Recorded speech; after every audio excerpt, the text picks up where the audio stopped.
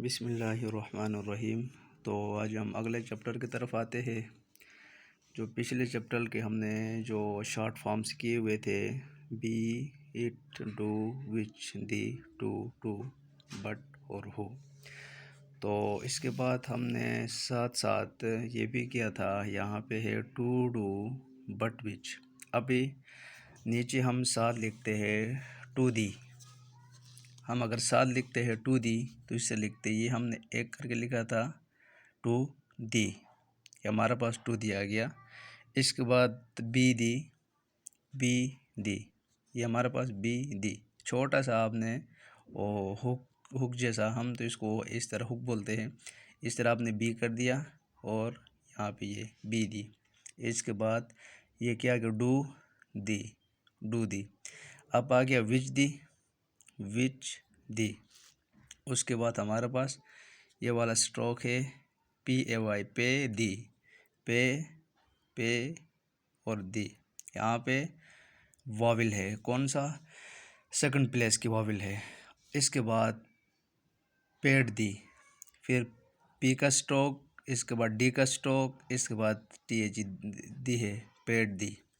तो आपने इसका जो करना है, प्रैक्टिस किस तरह करना है, यहाँ पे लिखना है। अगर आपको ये कहते एक बार मतलब ये शॉर्ट हैंड पे ये लिखते हो ये टू दी, अगर आपको याद ही होता नहीं होते, पता नहीं टू था या दी था, तो आपने इंग्लिश पे लिखना है टू दी। आपने यहाँ पे लिख लिया, फिर लिखना है to the, to the, to the, to the, to the, to the, to the, to the, to the, इस तरह लिखना है। फिर आपने लिखना है बी दी। इंग्लिश में आपने बी दी लिख लिया, फिर इसके बाद बी दी,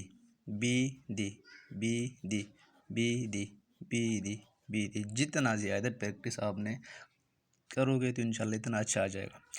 इसके बाद हमारे पास आएगा डू किससे लिखना है? डू दी,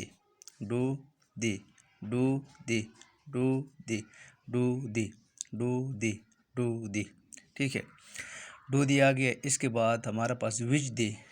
पीछे जो, इसलिए मैं बार बार कह रहा था, जो स्ट्रोक था, उस स्ट्रोक जो कॉन्सोनेंट थे 24 हमारे पास कॉन्सोनेंट थे, अगर वो आप लोगों ने सही याद किया ना, आपके लिए शॉर्ट फॉर्म से मुश्किल ही नहीं है। विच हमने इस तरह लिखा था, विच दी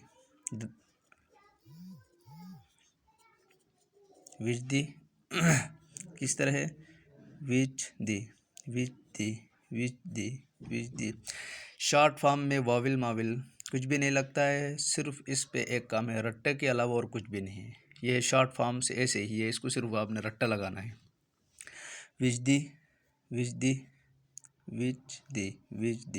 इसके बाद पे दी, PAY, पे दी, यहाँ पे लिख लिया पे दी। आपने सेकंड प्लेस पे वावेल लगाना है, पे दी।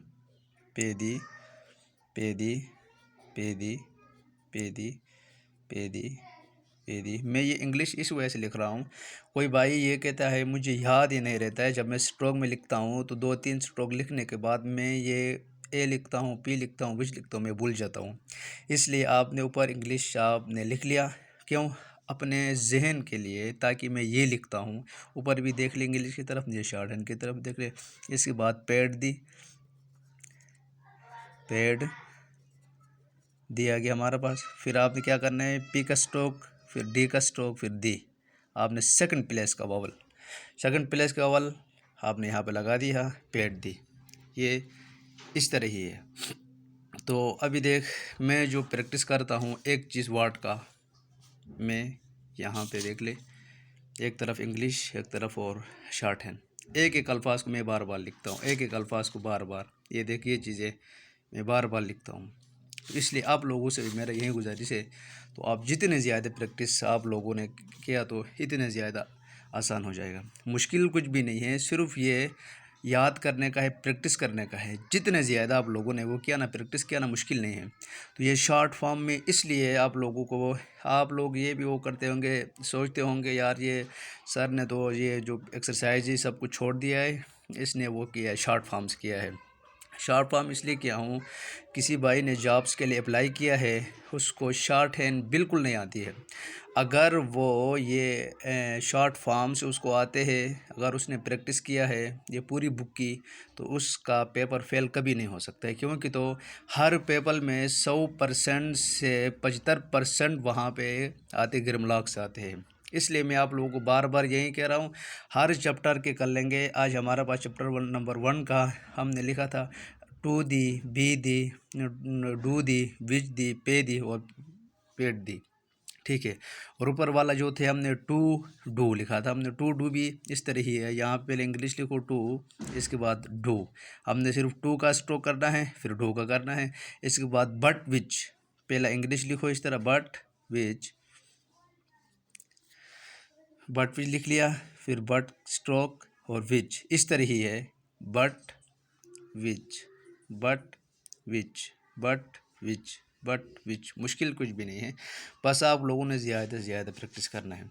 एक एक वर्ड का कम से कम 30-30 मरतबा आप लोगों ने ये लिखना है, एक एक वर्ड का। जिस तरह टू दी है, जिस तरह यहाँ पे हम ये लिखते हैं टू दी, to the, to the, to the, to the, to the, to दी, कम से कम आपने 50 मरतबा ये जरूर लिख टू दो।